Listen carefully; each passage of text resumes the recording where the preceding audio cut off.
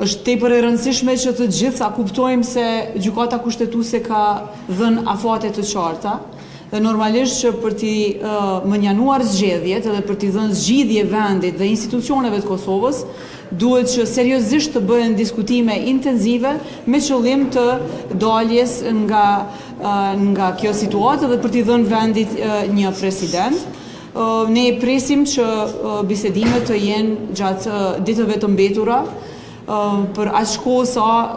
vendi duhet të jipet president dhe presim që të ketë intensifikim të tyre. Tani varet nga ata që kanë maksimumin e votave, por që rreziku është shumë i madh edhe që të shkohet në zgjedhje në mungesë zgjidhjeje.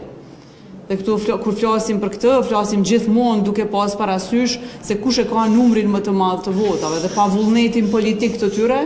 nuk mund t'i jepet zgjidhje vendit dhe as mund të zgjidhet president.